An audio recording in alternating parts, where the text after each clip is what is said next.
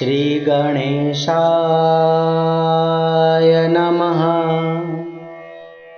श्री कृष्ण कन्हैया लाल की जय। बोलिए श्री गुरुदेव भगवान की जय। वैशाख मास महात्म व्रत कथा 24वां अध्याय। भगवान श्री विष्णु का स्वरूप और प्राणों की महिमा। श्री नारद जी बोले, हे राजा अम्बरीश, ब्राह्मण श्रुत देव शर्मा राजा श्रुत कीर्ति से बोले। उस व्याध ने अपने पूर्व जन्म का वर्णन सुनने के बाद शंकर ऋषि को दोनों हाथ जोड़कर नम्रता पूर्वक कहने लगा, हे महाराज, भगवान श्री विष्णु कैसे हैं? उनका स्वरूप कैसा है?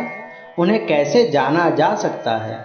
और वह धर्म क्या है जिससे भगवान प्रसन्न होते हैं? व्याध के नम्रता पूर्वक यह वचन सुनकर शंकर ऋषि बोले, हे भाई, भगवान श्री विष्णु का स्वरूप मैं तुम्हें बता रहा हूँ, तुम ध्यान से सुनो। प्रभु परमात्मा सतचित आनंद चेतन स्वरूप, सर्वशक्तिमान, निर्विकार, निर्वैर, निर्गुण, संपूर्ण चराचर विश्व के अनंत स्वामी है। संपूर्ण जगत के पालन करता प्राण स्वरूप है और उनकी माया का कोई पार नहीं पा सकता। उनकी माया अनंत है, उनकी महिमा अनंत है। अब मैं उनके अन्य लक्षण भी बताता हूँ, जिससे उत्पत्ति, स्थिति, संहार, आवृत्ति, नियम, प्रकाश, बंधन और मोक्ष होते हैं। ज्ञानी और विद्वान लोग उस परम ब्रह्म को ही श्री हरि विष्णु कहते हैं, जो संपूर्ण जगत का प्राणों के द्वारा ही पालन करते हैं। और ब्रह्मा आदि सभी देवता उन्हीं के आश्रित है, जो उनके प्राणों के रक्षक है। इतनी कथा सुनकर व्याध कहने लगा, हे महाराज, प्राण सर्वश्रेष्ठ क्यों माने गए हैं और प्राणों की इतनी प्रशंसा क्यों की जाती है? यह बात मेरे समझ में नहीं आई। शंकर ऋषि उसकी शंका का समाधान करते हुए बोले, हे भाई, जो तुम्हारे मन में शंका है उसके बारे में सुनो। प्राचीन समय में भगवान ने ब्रह्मा आदि सभी देवताओं की रचना की और उनसे कहने लगे कि मैं ब्रह्मा जी को सभी देवताओं का राजा घोषित करता हूँ। यदि आप सब में से कोई सर्वश्रेष्ठ हो तो मैं उसे युवराज बनाऊं। भगवान की यह बात सुनकर सभी देवता अपनी अपनी प्रशंसा करने लगे और आपस में ही वाद विवाद करने लग गए।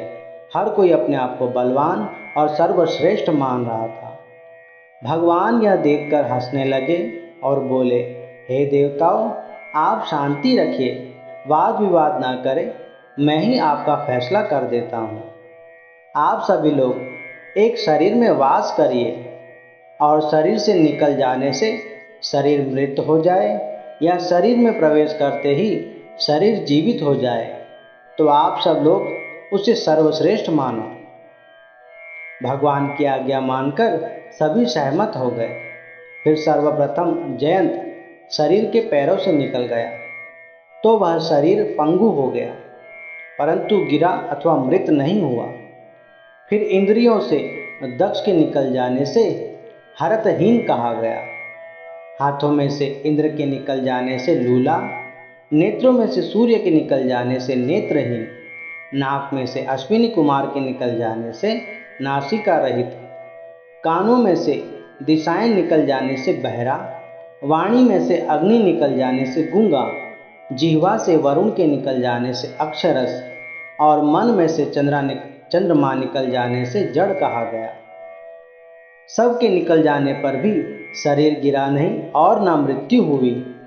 शरीर के सब कार्य चलते रहे, परंतु प्राण के निकलते ही शरीर गिर गया और सभी उसे मृत कहने लगे। तब श्री भगवान ने कहा, हे देवताओं, यदि आप में से कोई भी इस शरीर को उठाने में सामर्थ्यवान होगा, वही सर्वश्रेष्ठ और युवराज माना जाएगा। फिर भगवान की आज्ञा से सभी देवता बारी बारी से शरीर में प्रवेश करने लगे और मृत शरीर को उठाने का प्रयास करने लगे, परंतु सभी देवताओं के सारे प्रयास विफल हो गए। शरीर मृत का मृत ही पड़ा रहा, उसे कोई उठा अथवा जीवित नहीं कर पाया। फिर सबसे आखिरी में प्राणों के शरीर में प्रविष्ट होते ही शरीर तुरंत उठ खड़ा हुआ। फिर सभी देवताओं ने अपनी भूल मानी और प्राणों को ही सर्वश्रेष्ठ और युवराज के रूप में स्वीकार किया। शंकर ऋषि बोले, हे भाई, प्राण ही संपूर्ण जगत और सृष्टि का आधार है। इसी कारण प्राण सर्वश्रेष्ठ और युवराज बना। इसीलिए स्थावर और जंगम आत्मा के लिए यह सृष्टि प्राणात्मक है। प्राण ही जगतपति है। प्राण के बिना जगत कुछ भी नहीं है। यह प्राणों की ही महिमा है।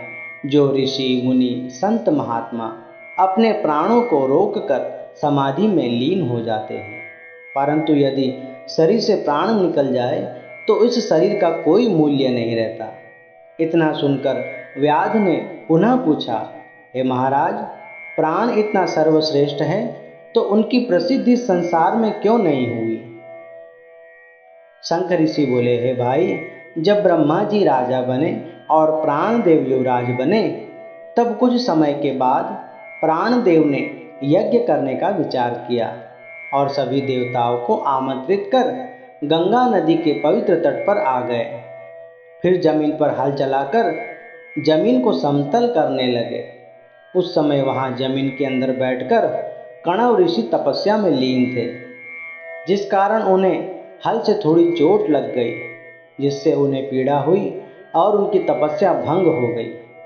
तब वे जमीन से बाहर आए और प्राणदेव से बोले, हे प्राण, तुमने मुझे अकारण ही कष्ट दिया और मेरी तपस्या भंग कर दी। तुम जिस प्रसिद्धि और यश प्राप्ति के लिए यज्ञ कर रहे हो, मैं तुम्हें श्राप देता हूँ। तुम्हें कभी यश, मान सम्मान और प्रसिद्धि प्राप्त नहीं होंगी और न तुम्हारी कोई पूजा प्रतिष्ठा करेगा। यह श्राप सुनकर प्राणदेव बोले, हे ऋषि, आपने मुझे बिना किसी कारण के ही श्राप दिया है, इसलिए मैं भी आपको श्राप देता हूँ कि आप गुरुद्रोही होंगे। शंकर ऋषि बोले, हे भाई, कणव ऋषि के श्राप के कारण ही संसार में प्राण को न मान, न सम्मान, न प्रतिष्ठा और न यश की प्राप्ति हुई। इसी कारण प्राण संसार में प्रसिद्ध नहीं हो पाए। वैशाख मास महात्म, भगवान श्री विष्णु का स्वरूप और प्राणों की महिमा बाबत 24वां अध्याय समाप्त।